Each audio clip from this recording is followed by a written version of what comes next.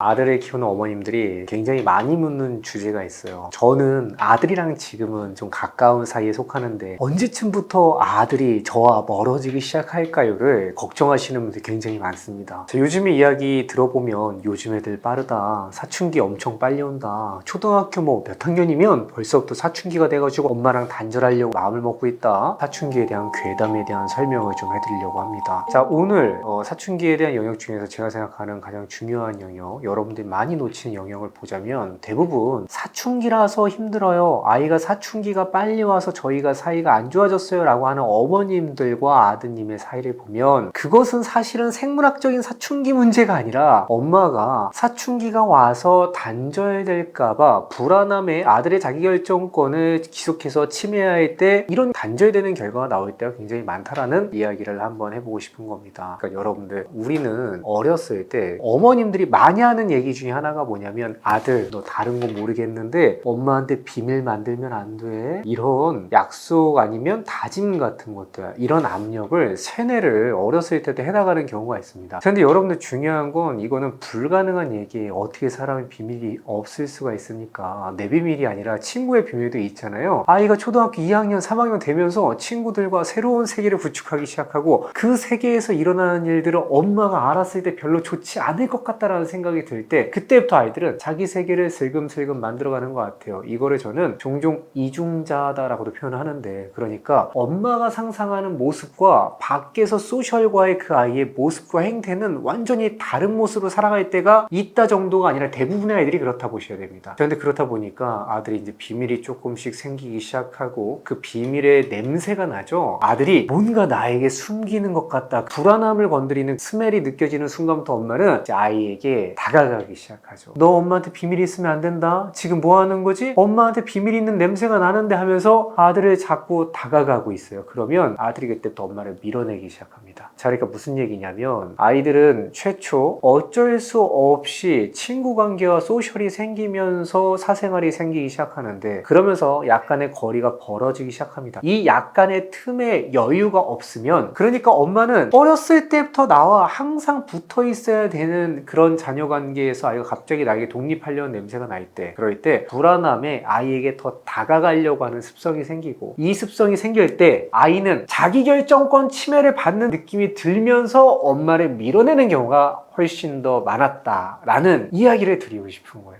그러니까 무슨 얘기냐면, 여러분들, 인간 모두에게는 어느 정도 자아가 생기면서부터는 항상 이제 발달하는 것 중에 하나가 자기결정권에 대한 욕구가 있다라는 것을 여러분들, 우리 아들을 보면서 잘 인지하셔야 되는데, 우리가 이거를 존중하지 못했을 때 아들에게 쓸데없는 방어 기제로 엄마를 밀어내는 양상이 나타날 수 있고, 그걸 어머님들이 사춘기가 왔다라고 잘못 이해하시는 분들이 꽤 많이 있으시다라는 이야기를 드리고 싶은 거예요. 한마디로 정리하자면, 여러분, 사춘기는 엄마와 아들이 멀어지는 시간은 아이가 2차 성징이 오고 생물학적인 변화가 올 때도 올 수 있지만, 그 전에 여러분이 아들이 생각하는 자기결정권을 지속적으로 침해하는 모습을 보일 때 그들은 소스라치게 놀라며 엄마를 밀어내는 과정을 사춘기라고 느낄 수 있다라는 이야기를 드리고 싶은 겁니다. 자, 그럼 많은 어머님들이 반문하실 거예요. 아, 나는 아들에게 투명하게 얘기를 하자 그런 거지, 그 아이의 자기결정권을 빼앗을 의도는 없었어요 라고 얘기하시는 경우가 많이 있을 거라고 생각하는데요. 여러분, 우리가 상대방의 자기결정권을 존중한다라는 것은 있잖아요, 내 스타일의 자기결정권이 아니라 상대방 입장에 존중하는 게 굉장히 중요합니다. 제가 예전 사춘기 화에서도 굉장히 중요하게 우리가 꼭 하지 말아야 되는 요소 중에 하나를 토끼몰이다 라고 말씀을 드렸는데요, 이 약속을 아이의 의지와 상관없이 엄마가 혼자 약속을 하고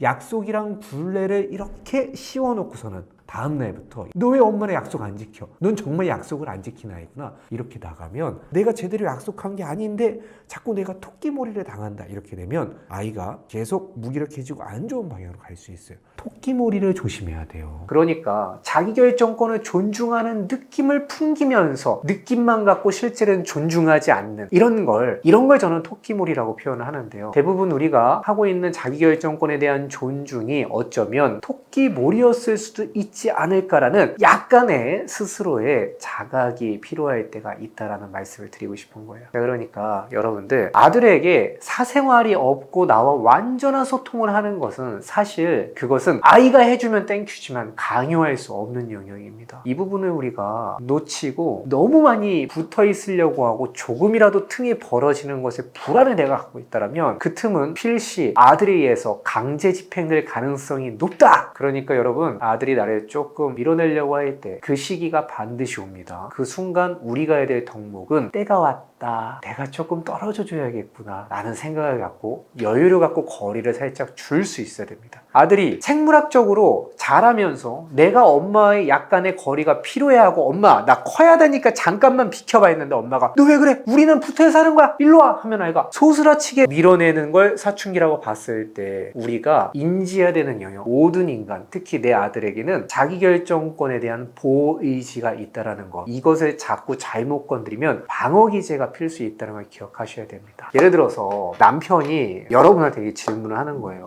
우리 추석날 엄마랑 같이 시어머니 모시고 여행 가자. 여러분, 시어머니 앞에서 여러분한테 물어본다면 기분이 어떨 것 같습니까? 여보, 우리 엄마랑 이번 추석 때 여행 가는 거 어때?